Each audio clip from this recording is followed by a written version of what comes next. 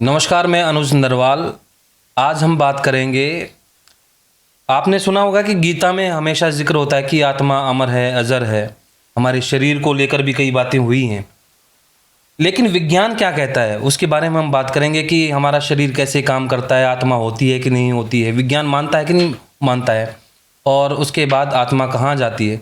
तमाम ऐसे सवाल जो हमारे जहन में हमेशा बने रहते हैं। लेकिन कई जगह ऐसा होता है कि हम मानते हैं कि हमारे जो धर्म ग्रंथ है वो मानते हैं, और साइंस मानती है कि नहीं मानती है। इसको लेकर हम बात करेंगे। हमारे साथ हैं डॉक्टर राजेश पुनिया जी। फिजिक्स में को लेकर हम बात करेंगे कि फिजिक्स किस तरीके से मानती है कि आत्मा होती है कि नहीं होती है। हम शुरुआत यहाँ से करें कि बॉडी जो होती है, शरीर कोई भी है, तो वो काम कैसे करता है, उसमें विज्ञान क्या है, फिजिक्स क्या है। ये अनुज जी, जो साइंस है, हम इसमें फिजिक्स की बात करें, हमारे शरीर के अंदर फिजिक्स, केमिस्ट्री, बायोलॉजी, इन सभी का अपना अलग अलग प्रोसेस, पूरा विज्ञान बना है बॉडी में। सारा ही पूरा शरीर के अंदर। इवन जैसे मैं ये हाथ उठाता हूँ तो इसमें पूरी मैकेनिक्स है कि मेरा हाथ ऐसे घूमेगा तो इसके अंदर फिजिक्स में फोर्स कहाँ पे लगेगी, वो फोर्स किस मसल कहाँ से दबाएगी, वो सब फिजिक्स है। और जो ये ऑर्थोपेडिक्स वाले डॉक्टर है ना, ये फिजिक्स का बहुत इस्तेमाल करते अच्छा। हैं। एक अच्छे ऑर्थोपेडिशियन डॉक्टर के लिए, ऑर्थोपेडिक्स का डॉक्टर अच्छा हो, उसके लिए उसकी फिजिक्स अच्छी आनी बहुत जरूरी है। अच्छा। अब कभी आपको मौका मिले किसी ऑर्थोपेडिक्स वाले से पूछना हो, फिजिक्स को बड़ा एंजॉय करके बताएगा कि किस हड्डी का कहाँ जुड़ने से, कहाँ मुड़ने से क्या असर हो। पूरी फिजिक्स है। और ऑपरेशन से पहले डॉक्टर सब निकालता है सारा काम। अच्छा। ऐसे ही यदि शरीर की हम बात करें, देखो खूबसूरत कितना बड़ा है, तो हर एक मनुष्य को इस बात पे खुश होना चाहिए कि जो भी एक असीम शक्ति है जिसने, उसने मनुष्य रूप दिया।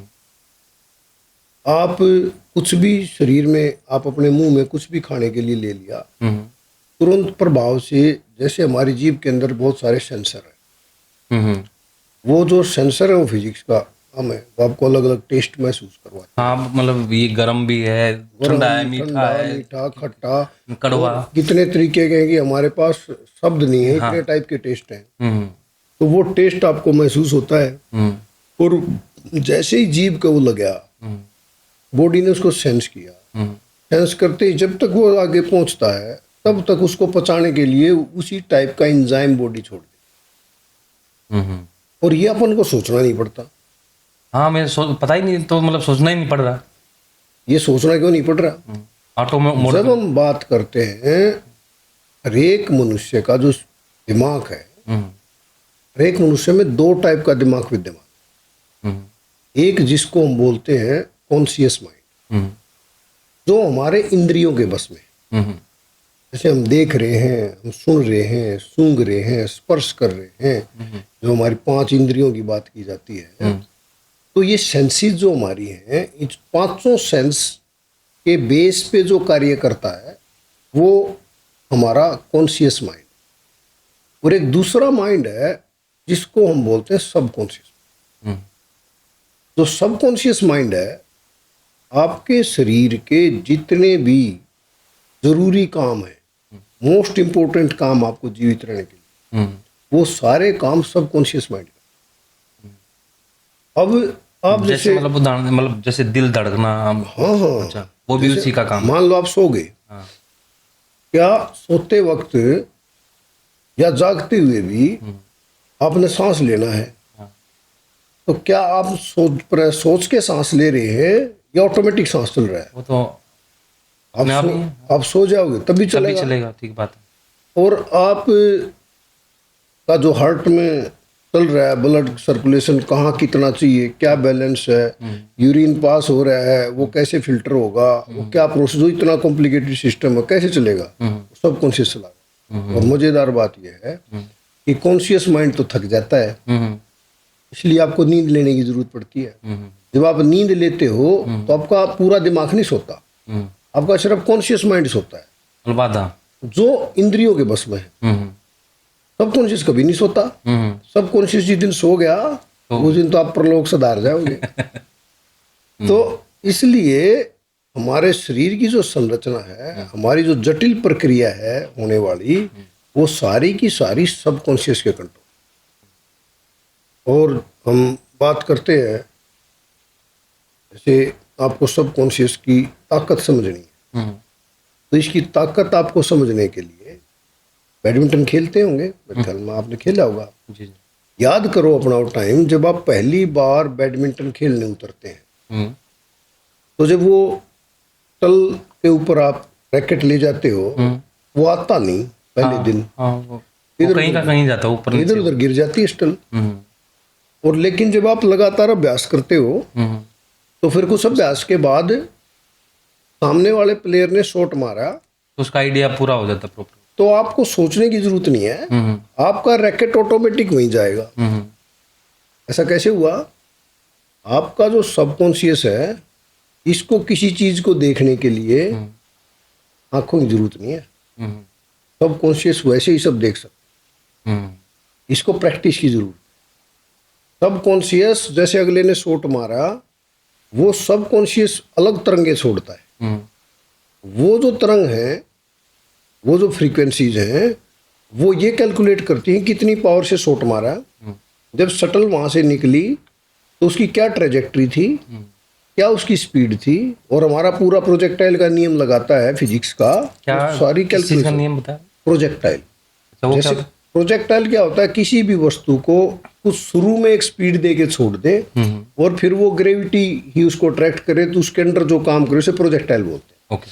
तो किसी बॉल को ऐसे फेंक दिया, तो बॉल ऐसे हमने फेंकी, तो बॉल ऐसे जाएगी, फिर नीचे गिरेगी। तो लेकिन एक फिजिक्स वाला आदमी एक बॉल को कितनी स्पीड से फेंका है, तो इतनी स्पीड से फेंकने, कितने एंगल पे फेंका है, कितने एंगल पर कितनी स्पीड से फेंकने पे वो कितनी दूर जाएगी, ये फिजिक्स का आदमी वैसे ही निकाल सकता है। ये आपने देखा होगा कि हमारे जो यूज करते हैं, हमारे कैनन हम यूज करते हैं, तो उसके अंदर गोला दागने के लिए आपको कितनी दूर मारना है, वो कैसे निकालते हैं? फिजिक्स से निकालते हैं। वो हम उसी से निकालते हैं, प्रोजेक्टाइल की क्या प्रोजेक्ट, उसकी इस कैसे जाएगा, कितनी दूर पड़ेगा, कितना एंगल किस फोर्स से ही, हाँ, कितना एंगल दे। कितना है? अब आप करके देखो, एक पर्टिकुलर स्पीड से यदि आप पूरा 90 डिग्री का एंगल दे दोगे, तो वस्तु सीधी ऊपर जाएगी और वापस वहीं आ जाएगी। यदि उसका थोड़ा सा और एंगल दोगे, तो वो थोड़ी चीज की बजाय ज्यादा दूर चली जाएगी। ऐसे यदि आप 45 डिग्री पे दोगे और समतल जमीन पे फेंकोगे, तो सबसे दूर जाएगी, उससे कम करते ही फिर नजदीक गिर जाएगी। तो ये ऐसे ट्रेजेक्ट्री बोलते हैं इसको हम, कि वो उसका पाथ। तो ये सबकॉन्शियस इतना ब्रिलियंट है कि ये अभ्यास के बाद जैसे ही शटल लगा, ये तुरंत आपको सिग्नल दे देता है कि भैया ये ट्रेजेक्ट्री इस प्रोजेक्ट यहाँ पे आएगी, और आपका बल्ला वहीं जाता है। और आपने एक और देखा होगा, जरूर एहसास हुआ होगा, जो बैडमिंटन खेलते हैं, कई बार ये होता है सामने वाला प्लेयर जो है वो बड़ी बढ़िया हलवा टाइप स्टल दे देता है, बड़ी अच्छी आती है, तो आप उसको देखते हो और देख के आप ये करते हो, आज तो गजब का शॉट मारूंगा। और आप आप जो वो शॉट मारते हो ना, मिस होता है। हाँ, मिस हो जाता है वो, ठीक बात। क्यों मिस होता है? क्योंकि आपने सबकॉन्शियस से देखना छोड़ के कॉन्शियस से देखा, आपने आंखों से उसको जज किया, या आ गई, फिर आपने मारा। आपका जो कॉन्शियस है ना, ये तो भ्रामक है, ये तो आपको भटकाता है। और जो सबकॉन्शियस है वो स्थिर है, उसने जो एक बात समझ ली ना, उसके बाद उसको आंखों से देखने की जरूरत नहीं, वो अपने आप देख लेता है सारी चीज। तो उसको स्ट्रॉन्ग कैसे करें फिर? उसको स्ट्रॉन्ग करने का तरीका भाई जरूरी है वो, मतलब जब काम ही वो करता है ढंग से। उसको स्ट्रॉन्ग करने का सबसे बढ़िया तरीका अभ्यास है। आप जैसे ये भी आपने एक चीज ऑब्जर्व की होगी, आप किसी रास्ते से घर जाते हो लगातार, तो आप हम कहीं भी जा रहे होते कई बार उसी रास्ते से फिर। हाँ कहो, और मान लो उस रास्ते में किसी ने कोई सीवर खराब हो गया, तो वहां पे कोई खुदाई चल रही है, आप पहली दिन गए, आपने देखा ये तो खराब है, उन्होंने बता दिया 5-4 दिन खराब रहेगा। अगले दिन आप अपने फिर से वापस ऑफिस से घर जा रहे हो, और आपका कोई फोन आ गया, आप फोन आ गया तो आपका कॉन्शियस तो भूल जाता है, फोन में गुम हो गया, पर सबकॉन्शियस ने रास्ता याद रख रखा वही, तो वहीं से ले जाएगा। फिर देखो, अरे यार ये तो फिर बंद है, मैं यहाँ क्यों आ गया? क्योंकि कॉन्शियस जो है वो फास्ट बहुत है, सब कॉन्शियस स्लो है, और वो एक बार जिस चीज को याद कर लेता है उसको कभी नहीं भूलता, वो परमानेंट मेमोरी है, वो हमेशा रहेगा। तो मैंने शुरुआत में बात करी थी, अब शरीर का तो आपने बताया कि शरीर इस तरीके से काम करता तो एक जैसे धर्म ग्रंथों में हमारे तो आत्मा का भी जिक्र होता है कि भाई आत्मा अमर है, अजर है। तो क्या जो साइंस है, आत्मा नाम की चीज़ है, होती है आपके हिसाब से कि या फिर सारी चीज़ें धार्मिक है, ग्रंथों में है, ठीक है, ऐसे ही चल देखो, इसके ऊपर ना बहुत लंबे समय से रिसर्च चल रही आत्मा की है। आत्मा है कि नहीं? है कि नहीं, और वो यहाँ नहीं, पूरे पूरी वर्ल्ड दुनिया। वाइड चल रही है। हम्म, और बड़े प्रयोग हुए हैं। हम्म, एक बार तो ये प्रयोग हुआ, ये माना गया कि आत्मा जो है वो हवा है, हवा है। और जब आदमी मर जाता है तो आत्मा उसमें से निकलने के बाद उसका शरीर हल्का हो जाएगा। हम्म, तो आत्मा का वजन नापने की एक बार कोशिश की, अमेरिका में की। तो एक मुर्दा था, वो नमल सॉरी आदमी, बीमार आदमी था, Last उसका ये था stage कि पे। मरने वाला है। तो लोग उस टाइम उसकी मृत्यु का, जो डॉक्टर है उसकी मृत्यु का वेट कर रहे थे। और ये खबर अमेरिका में बड़ी सुर्खियों में छपी थी। हम्म, तो जब वो मरा, मरने के बाद उसका, यदि मैं गलत नहीं हूं तो 21 ग्राम वजन कम हो गया। अच्छा। तो प्रकाशित हुई कि रे आत्मा मिल गई, हाँ, 21 ग्राम की होती 21 ग्राम की आत्मा है। हम्म, लेकिन फिर ये एक्सपेरिमेंट, क्योंकि साइंस क्या कहती है, साइंस ये कहती है कि एक बार हुए को नहीं मानती मैं। हम्म, जो चीज है ना वो बार वो मैं बार। कितनी ही बार कर ले तब उतनी ही रहनी चाहिए। हम्म, तो फिर उन्होंने दूसरे आदमियों की, तीसरे आदमियों की, हर बार अलग अलग, कभी कमी ना हो, कभी 1 घंटे बाद कम हो, हम्म, कभी कुछ हो। तो फिर हार थक हार के साइंटिस्ट ने कहा भाई ये तो नहीं, उससे नहीं। मेरी फिलोसफी के हिसाब से जो ये सबकॉन्शियस माइंड है ना, यही आत्मा है। और जो आपका कॉन्शियस माइंड है ये मन है। हम्म, क्योंकि अब किसी भी विद्वान ने, पहले वाले विद्वान ने जब इनको डिस्क्राइब कर रखा है आत्मा को और इसको, कारण कि जो मन है बहुत चंचल होता है, हम्म, इंद्रियों के वश में होता है, और आत्मा इंद्रियों के वश में नहीं होती। हम्म, तो ये आप वैसे ही खुद समझ सकते हो कि आपने क्या खाया है, आपने गेहूं खाया है, और आपने गेहूं के बजाय बाजरा पचाने का यदि वो छोड़ना है, क्या आप छोड़ सकते हो अपने आप से? ये तो नहीं। वो तो सबकॉन्शियस में फिक्स है प्रोग्राम, हम्म, आप नहीं छेड़ सकते उसको। वो अपने आप से दिया, आपने वो छेड़ दिया किसी उसमें तो सारा चीज तो मर ही जाओगे फिर तो आप, क्योंकि वो जिस दिन बंद हो गया उस दिन तो आपका आखिरी दिन है। हम्म, लेकिन प्रमाण आत्मा के जरूर मिले हैं। अच्छा। आप ये बहुत सारे केस देखोगे, वो आदमी की डेथ हो जाती है। हाँ, वापसी की आती है खबर इस Yes, तरीके से, yes, इन्होंने कई मैंने cases ऐसे में। देखा मैंने। हाँ। कई केसेस में ये पाया गया कि आदमी ना कुछ मृत अवस्था में रह जाता है, नियर डेथ एक्सपीरियंस बोलते हैं इसको। हम्म, और वो आदमी जब बताता है, एक ऐसे ही अमेरिका का ही एक वो था कि एक औरत की डेथ होगी, वो रही कुछ 4-5 मिनट, और जब वो जैसे दोबारा फिर डॉक्टर्स ने तो सोचा डेथ होगी गई, लेकिन वो फिर से वो सब बीप करने लग गए, ईसीजी चल पड़ी सब। तो फिर उसने बताया कि मैं तो ना ऊपर गई थी, अच्छा। और वहां पे किसी का एक जूता पड़ा है, एक उसके ऊपर हम्म, जो छज्जा सा होता है, और वहां छज्जे पे सीधा आदमी जा नहीं सकता, हम्म, दवा पड़ा है ऊपर, तो हो नहीं सकता वहां तो। हम्म, जब वहां खोजा तो वाकई में एक जूता पाया, अच्छा। उसने एग्जैक्ट बताया था। हम्म, ऐसे बहुत सारे एक्सपीरियंस मेरे खड़े हैं। तो अब जब तो इसका मतलब क्या माने कि ये आत्मा घूमती भी है? ये माने रहे, लेकिन हम उस आत्मा को डिटेक्ट अब तक नहीं कर पाए। लेकिन मैं क्यों मानता हूँ कि आत्मा होती है? हम्म, अब अनुज जी, आज के दिन साइंस ने इतनी प्रोग्रेस कर ली, हम्म, सोचो आप, हमारा सिम कार्ड हम लेते हैं कोई किसी भी कंपनी का, आजकल तो ई सिम भी आ गए, हम्म, तो पहले सिम कार्ड आ गया।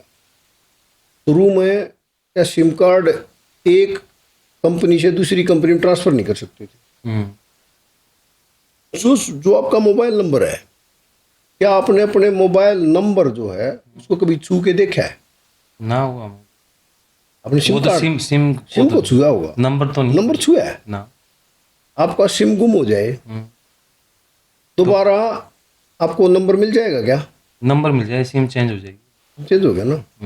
मैं ऐसा मानता हूँ है ये आत्मा, ये आत्मा जो एक परम शक्ति जिसको हम मानते हैं, जिसको मैं एक अखंड शक्ति है, और जैसे हमारा हिंदू माइथोलॉजी में तो परमात्मा और आत्मा है, हम्म, मतलब आत्मा और परमात्मा। छोटा, परम आत्मा जो बड़ी आत्मा बड़ा, तो उसको हम ईश्वर कहते हैं।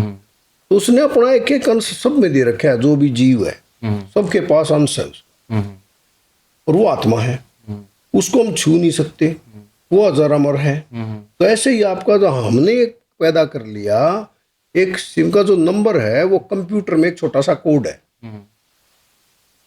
और वो सेव है एक बड़े कंप्यूटर के अंदर, और वहां से ही हमारा दोबारा सेम नंबर जनरेट हो जाता है।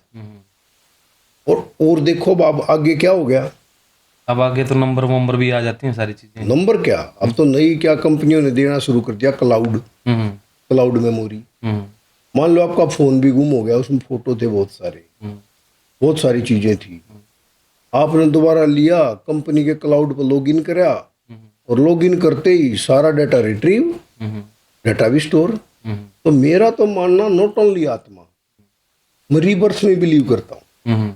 मुझे लगता है कि हर एक इंसान जो इस जन्म में कर्म कर रहा है, कर्मा थ्योरी है, उसके कर्म संचित होते रहते हैं। जो वो अच्छे कर्म करता है तो उसके साथ अच्छा ही होगा। अब जैसे आपने कहा कि कर्मों में, तो उसमें क्या, जैसे आत्मा की आप कहते हैं मानते हैं, तो शिफ्टिंग का क्या है, मतलब किस तरीके से कहाँ जाती है पहले, या फिर डायरेक्ट ही इस तरीके से फिर पैदा कैसे होते हैं दोबारा से? देखो आप सीधी सी बात, अब जैसे मैंने आपको कहा मोबाइल नंबर है, आपके आगे इंसान ने बनाया हाँ है ना, इसमें तो वो ईश्वर ने तो बनाया नहीं, ना, हमने बना दिया। अब जो मेरा नंबर गुम हो जाता है, मेरा नंबर कहाँ है स्टोर, वो जो भी कंपनी है उस कंपनी के डाटा सेंटर पे है। तो आपका कहने का मतलब ये है कि आत्मा परमात्मा में जाती है, फिर वहां से शिफ्ट हो गई यहाँ पे।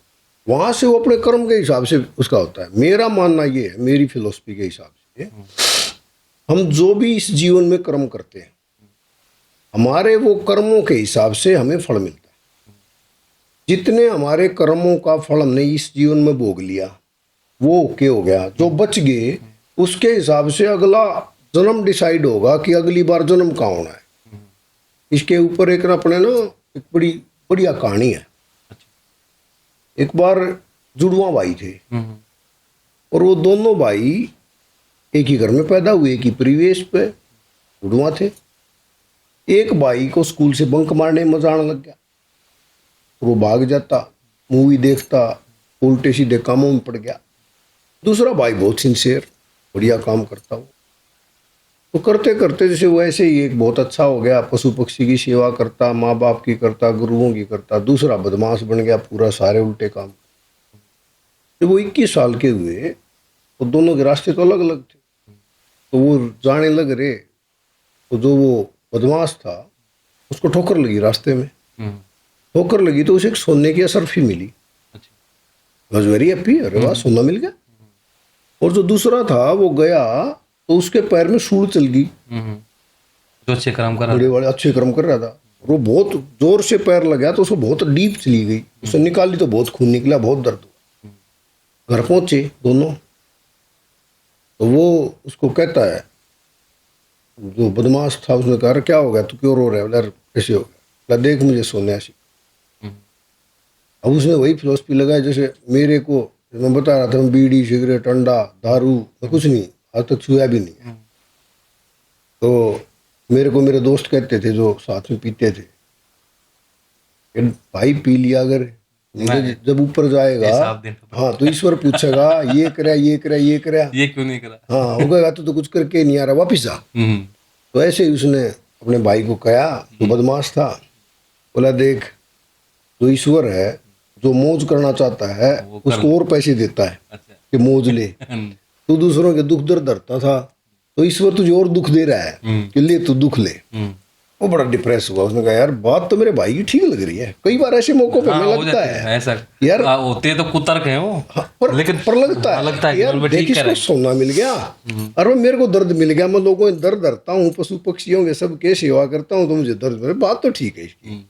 रात भर नींद नहीं आई उसको, तो अगले दिन वो गुरुजी के पास गया। गुरुजी समझदार आदमी थे, तो उसने कहा कि गुरुजी बड़ी विडम्बना में हूँ, मेरे भाई ने बात सच्ची कही है। क्या हो गया भाई? मैंने बताया ऐसे ऐसे हो गया, उन्होंने बताया पूरा विवरण। तो गुरुजी बोले एक काम कर बेटा, कोई बात नहीं, तेरे भाई से पूछ कि उसको ठोकर कहाँ लगी थी, कहाँ सोना मिला था। अच्छा। बोला फिर क्या करना है? बोला वहां खुदाई कर, उसके नीचे कुछ मिलेगा और वो लेके मेरे पास आ जा। उसने भाई को ले गया, बोला भाई कहाँ मिले, यहाँ लगी थी। उसने खोदा तो वहां एक मटका मिला, बंद था। वो बंद मटका लेके गुरुजी के, बोला जी गुरुजी मटका मिला वहां। अच्छा, बोला खोल इसको। उसने खोला तो उस मटके के अंदर कोयला भरा था।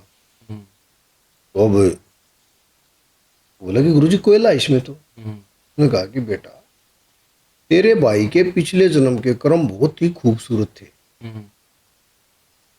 और तेरे पिछले जन्म के कर्म बहुत खराब थे। तुमने उन कर्मों का हिसाब पिछले जन्म में पूरा नहीं हुआ तुम्हारा, तो तुम्हें उन कर्मों का फल जो संचित कर्म था उसका इस जन्म में मिलना था।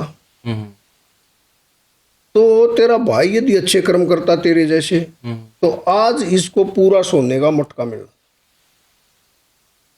ये थोड़े बुरे करता तो इसको सोना और ज्यादा मिल जाता। इसको सोना मिलना था क्योंकि इसके पुनर्जन्म के कर्म अच्छे, और वो सोना इसने इस जन्म के बुरे कर्मों से काट दिया, सोना पक्का मिलना था। तो वो सोना एक सोने की असरफी में आ गया। तो बोला जी मेरा, तो तेरे बुरे कर्मों के कारण आज के दिन तुझे सूली टूटना था। उस जमाने में मृत्युदंड सूली टूट के होता था, तो सूली में भी वही पेन पूरा सूल टाइप के ऊपर लगती थी, मरता था।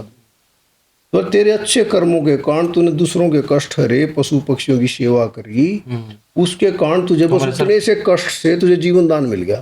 तो अनुज जी मेरा भी मानना यही है कि हर एक मनुष्य को अपने कर्म अच्छे करने चाहिए। जब आप अच्छे कर्म करोगे तो वो अब नहीं, हो सकता है अगले जन्म में कभी ना कभी तो आपका काम आएगा। तो अब कई बार ना ऐसे ही कई एक आधे आदमी को देखते हैं कि यार अमुक आदमी बहुत झूठ बोलता है और वो बड़ा पावरफुल है। हाँ बिल्कुल होते हैं ना होता है ना, बहुत सारे उदाहरण हैं ऐसे तो। बहुत सारे ना। तो पर एक बात देखना उन किसी भी ऐसे आदमी की जो राक्षसी प्रवृत्ति जैसा हो जाता है, तो दूसरों को पीड़ा पहुंचाता है, बुरे कर्म, उसका अंत बहुत खराब। वो अपने आखिरी जीवन के अंदर आखिरी आखिरी पड़ाव में बहुत परेशान हो गए मर।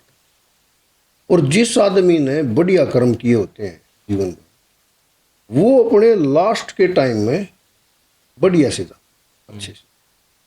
तो हिसाब किताब कुछ तो यही हो लेता है, लेकिन क्योंकि उसने अच्छा इसलिए मिल गया उसको किस्मत से, उससे किस्मत कहाँ से लिखवा के लाया, पिछले जन्म के कर्म से। तो किस्मत भाग्य ये सब बदलना आपके हाथ में है।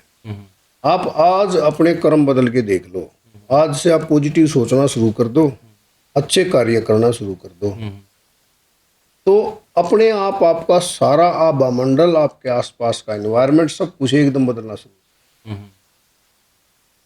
अब आपने वैसे एक सवाल पूछना चाहिए था मेरे से। क्या? आप खो गए बातों में। हाँ मैं आगे चला गया, मैं आप आगे पूछूंगा चले मैं। गए। हाँ, तो ये सवाल यहाँ ये बनता है, तो यार अच्छे कर्म की परिभाषा क्या है? क्या है? ये हर एक आदमी तो अपने हिसाब से तो अच्छा ही कर रहा है। ठीक बात है, कोई भी अपने मतलब अपनी चीज को तो खराब नहीं बताता कोई ना। नहीं बताता ना। मैं तो सही हूँ हाँ, अपनी सब जगह सब से। अपने आप को सही कहते हैं, अपने हिसाब से चीजें बताते हैं। तो मैंने एक परिभाषा कर रखी है, क्योंकि यदि आप देखोगे नियमों की, जो हमारे कानून बने हुए हैं, अब कानून तो हर एक देश का अपना अलग कानून है। बिल्कुल। किसी देश में किसी को आपसे मर्डर हो जाता है तो फांसी की सजा है, किसी में नहीं है। नियम सब जो नियम हो तो सब अलग अलग है। तो इसके हिसाब से भाई अच्छा कर्म क्या है? मेरे हिसाब से अच्छा कर्म ये है कि आप जो कार्य करते हो, और यदि वो कार्य उजागर हो जाए, कार्य आप उजागर। छुपो के कर रहे हो कुछ चीज, हाँ छुपा के।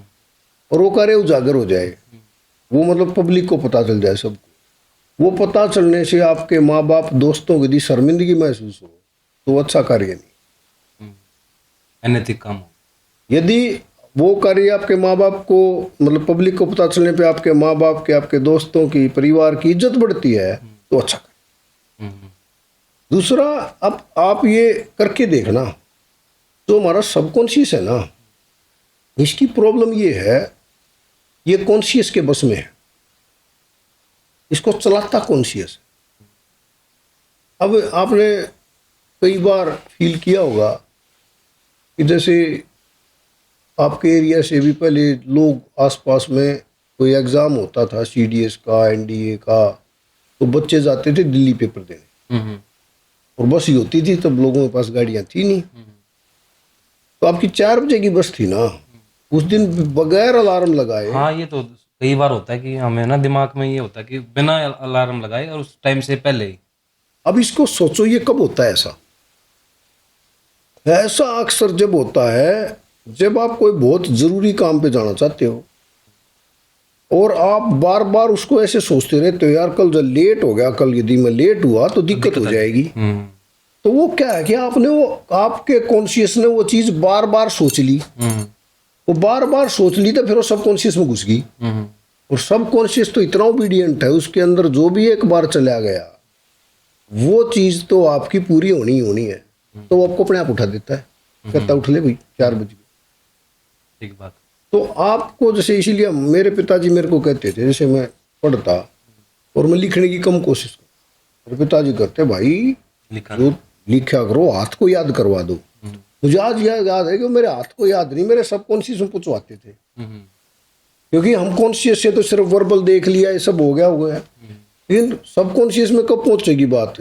सबकॉन्शियस में बात जब पहुंचेगी जब उसको आप लगातार जीवोगे। जब आपको याद हो, आप कोई मूवी देख के आते थे अपन उस समय, और उस मूवी के डायलॉग सारे याद, और पढ़ाई की चीज याद नहीं।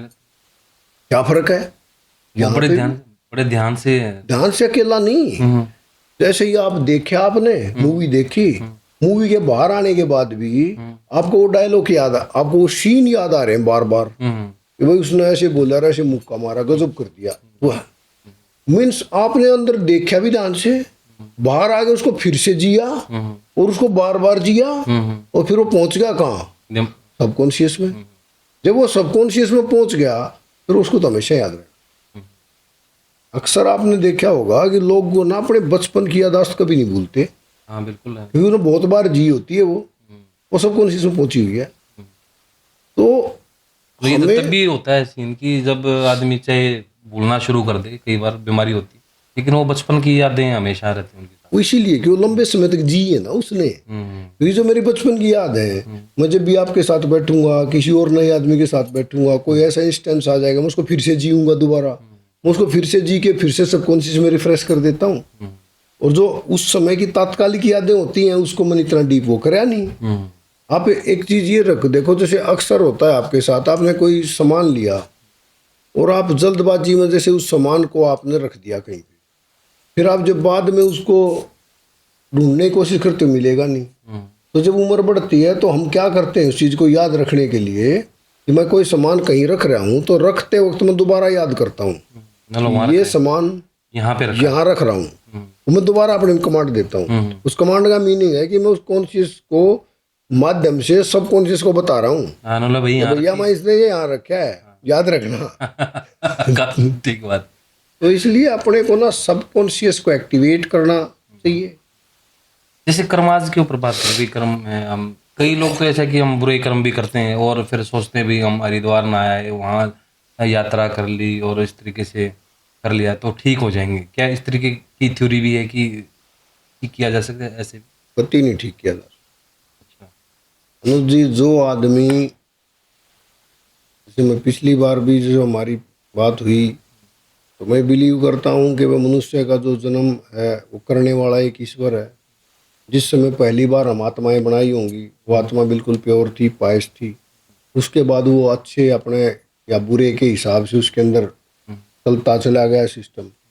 जिसने बनाए हो भी कोई मजा ले रहा है, हम क्या कर रहे हैं ना, कि सारे एक जैसे हो जाएं। यदि ये रूम है, इस रूम में यदि सारी आप ये येलो येलो कर देते सारा, तो मोनोटोनी हो गया, अच्छा नहीं लगता ना। तो हो सकता है उस बनाने वाले ने, उसने भी कुछ चाहिए, थोड़ा सिस्टम सा चलता रहे, कुछ कुछ अलग अलग चलता रहे, तो उसने फ्री छोड़ दिया, भाई जिसने जो सोचना है जो करना कर लो। लेकिन यदि आप, उसकी मनसा क्या थी, यदि जब भी हम किसी भी फिलोसफी में, कोई फिलोसफी है, चाहे हिंदुइज्म है, जूडिज्म है, चाहे आपका इब्राहिमिज्म है, जो भी फिलोसफी है, बुद्धिज्म है, जो फिलोसफी है वर्ल्ड में जितनी एग्जिस्ट करती है फिलोसफी में जो धारणाएं, सोच उनकी, उन सभी के अंदर एक चीज है और भारत तो उसको जरूर मानता है कि वसुधैव कुटुंबकम, कि पूरा विश्व ही एक परिवार है।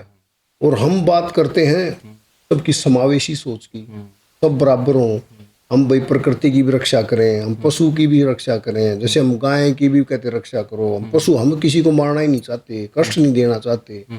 तो हम जिस स्वरूप में ईश्वर ने पृथ्वी बनाई थी, जिस उद्देश्य से बनाई थी, यदि उस उद्देश्य की पूर्ति में हम अपना सहयोग देते हैं तो हम ईश्वर के समीप जाते हैं। फिर आपको कोई गंगा नहाने की जरूरत नहीं है, आपको कहीं जाने की। यदि आप ऐसा करते हो और फिर आप गंगा नहा के आते हो तो आपके पॉजिटिव कर्म और ज्यादा बढ़ जाते हैं। और यदि आप नेगेटिव करके और फिर गंगा स्नान करके आते हो, कोई फायदा नहीं। वो सिर्फ एक मन की संतुष्टि है। ये मतलब यदि ऐसा होता तो कोई मर्डर करके जाता और गंगा नहाया था, कहता जी पाप कराया था और गंगा नहाया, सर्टिफिकेट मिल गया, अब आप अपने को आप सजा नहीं दे सकते। ठीक बात तो पॉसिबल नहीं है। दिक्कत आ जाती है कोर्ट्स में। तो सारे रहेगी, उसके कोर्ट में भी रहेगी। हाँ बिल्कुल।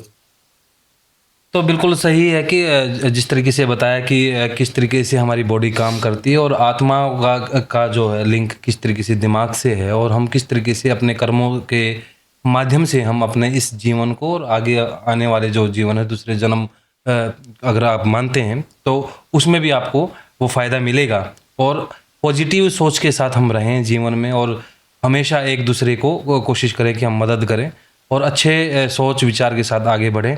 और ये कार्यक्रम कैसा लगा, कोई आपके जहन में कोई सवाल है इस कार्यक्रम को लेकर या फीडबैक है तो कमेंट बॉक्स में ज़रूर लिखें, ताकि हम उस सवाल को अगले प्रोग्राम में हम ले सकें। धन्यवाद। धन्यवाद। धन्यवाद।